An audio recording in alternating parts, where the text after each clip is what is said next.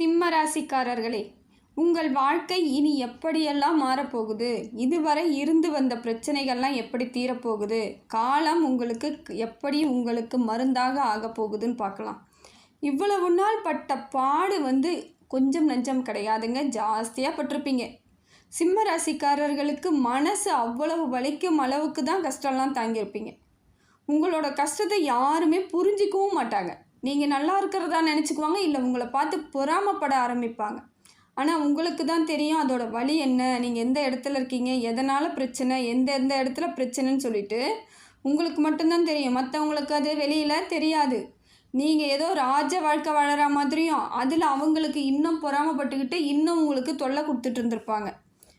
இந்த மற்றவங்க உங்கள் கூட இருக்கிறதே நிறைய பிரச்சனை தாங்க. யார் நல்லவங்க யார் கெட்டவங்கன்னு உங்களால் இப்போ கண்டிப்பாக பிரித்து பார்க்கவே முடியாது. நல்லவங்க மாதிரியே தான் பேசுவாங்க, உங்களுக்காக சப்போர்ட் பண்ணுவாங்க, உங்கள் கூட பேசி சிரிப்பாங்க, உங்ககிட்ட இருக்கிற உண்மைகளை எப்படியாவது பேசி வாங்கிடுவாங்க. ஆனால் அடுத்த நிமிஷம் அவங்களோட முகத்தை காமிக்க ஆரம்பிப்பாங்க. உங்களுக்கு இதை மாதிரியான ஆள் நீங்கள் உங்களுக்கு இந்த பிரச்சனை இருக்குதுன்னு அதையும் சொல்லி காமிப்பாங்க. அதையும் உங்களுக்கு வலி ஏற்படுத்தி விடுவாங்க. வெளியும் போயிட்டு சொல்லி உங்களுக்கு இன்னும் மன உளைச்சலை ஏற்படுத்தி விடுவாங்க, அவமானத்தை ஏற்படுத்தி விட்டுருவாங்க. இது எல்லாத்தையுமே சந்திச்சுக்கிட்டே வரீங்க.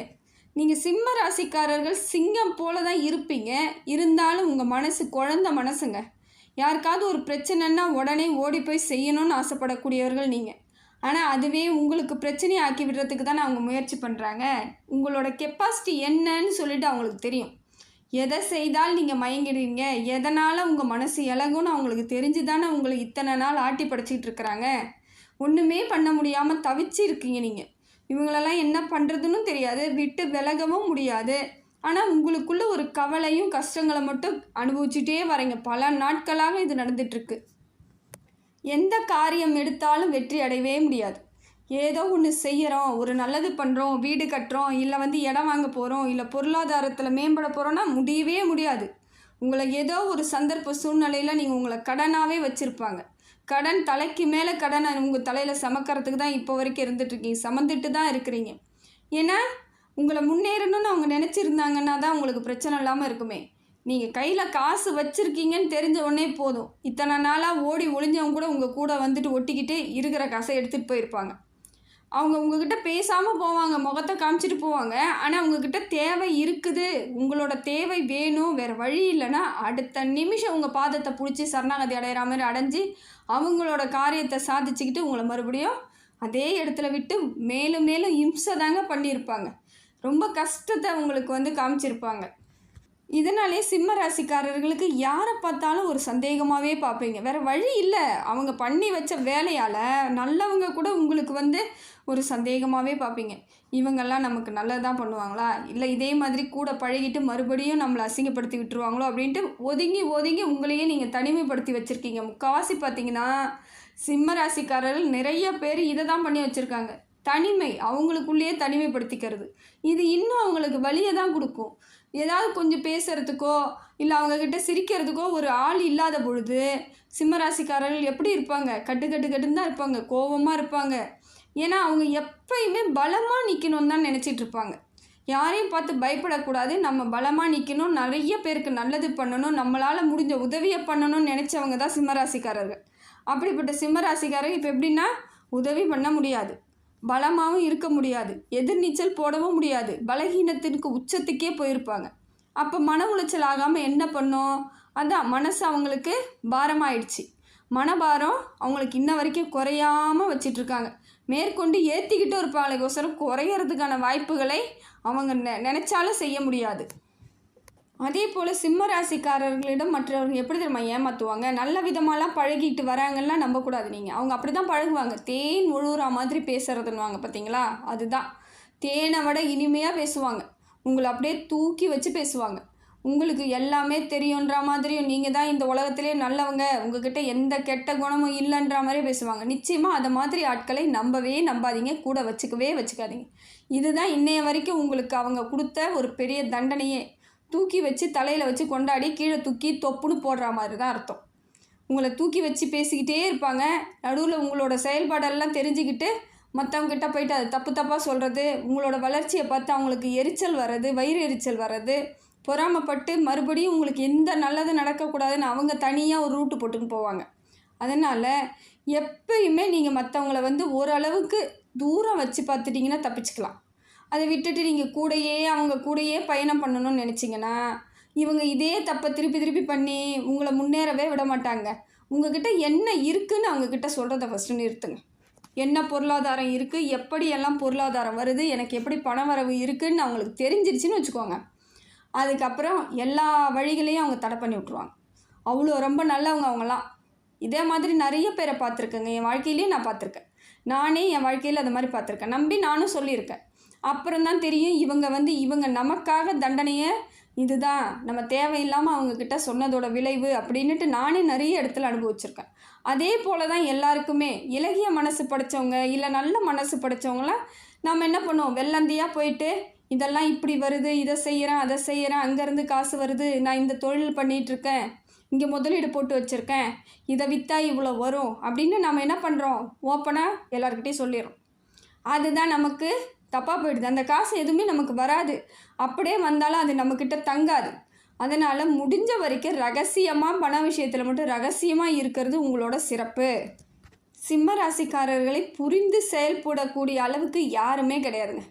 அவங்க யாருமே வந்து மற்றவங்க உங்கள் கூட இருக்கிறவங்க உங்களை புரிஞ்சிக்கவே மாட்டாங்க. நீங்கள் என்ன வழியில் இருக்கீங்க, எவ்வளோ கஷ்டத்தில் இருக்கீங்க, எவ்வளோ பண பிரச்சனையில் இருக்கீங்கன்னு யாருக்கும் தெரியாது. உங்களுக்கு மேற்கொண்டு அவங்க தொல்லை தான் பண்ணிக்கிட்டு இருப்பாங்களே கோசரம் உங்களுக்காக ஒரு வழியோ இல்லை ஒரு நல்லதோ நினைக்க போகிறவங்களும் கிடையாது, சொல்ல போகிறவங்களும் கிடையாது. இப்படிப்பட்ட உறவினர்களால் தாங்க இவ்வளவு நாள் நீங்கள் படாத பாடுபட்டுட்ருக்கீங்க. அதே போல் குடும்ப உறுப்பினர்னு பார்த்தீங்கன்னாக்கா குடும்பத்தில் ஒத்த உறுப்பினர்களாக இருக்கும் பொழுது மொத்தமாக நல்லா தான் இருக்கும். ஆனால் இந்த அண்ணன் தம்பி அக்கா தங்கச்சி இந்த மாதிரி இருக்கக்கூடிய இடத்துல வந்து உங்களுக்கு தேவையில்லாத மன உளைச்சல் ஏற்படுத்தி விடுவாங்க. அண்ணன் தம்பியாக இருந்தாலும் அதே தான் நடக்கும், அக்கா தங்கச்சியாக இருந்தாலும் அதே தான் நடக்கும். ஏன்னா அவங்களுக்கு வந்து உங்கள் பேரில் எப்பயும் ஒரு பொறாமை இருந்துக்கிட்டே தாங்க இருக்கும். என்றைக்கா இருந்தாலும் உங்களை வந்து கீழே விழுந்தால் சந்தோஷப்படணும் அப்படின்ற எண்ணத்திலே தான் இருப்பாங்க. ஒரு உடம்பு சரியில்லைனா கூட பார்க்க வரா மாதிரி வந்துட்டு உங்களை வந்து கேவலமாக பேசுகிறது, ஏளனமாக பேசுகிறது, இதெல்லாம் நிறைய நடந்திருக்கும். சிம்மராசிக்காரர்களோட வாழ்க்கையில் இது அத்தனையும் நிறைய நடந்திருக்கும். உடம்பு சரியில்லைன்னா இவங்களை யாரும் வந்து பார்க்க சொல்ல போகிறது கிடையாது. இவங்க பார்த்தா அந்த உடம்பு வந்து ஒன்றும் நல்லாயிட போகிறதும் கிடையாது.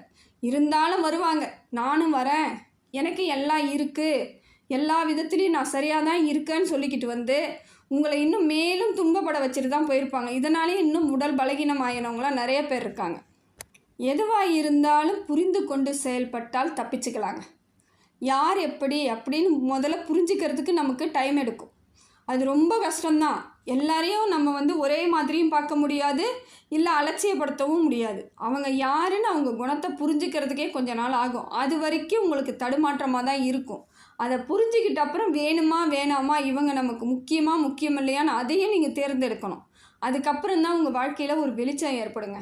அதுக்கப்புறம் தான் வாழ்க்கையில் வெற்றி ஏற்படும். கிரக நிலவரமே சரியாக இருந்தாலுமே கூட இருக்கிறவங்க நமக்கு எந்தவித தொல்லையும் பண்ணாமல் இருந்தால் தான் எல்லா விதத்துலேயும் நம்ம தப்பிச்சு வர முடியும். சிம்ம ராசிக்காரர்களுக்கு இப்போ நேரம் அருமையாக இருக்குதுங்க.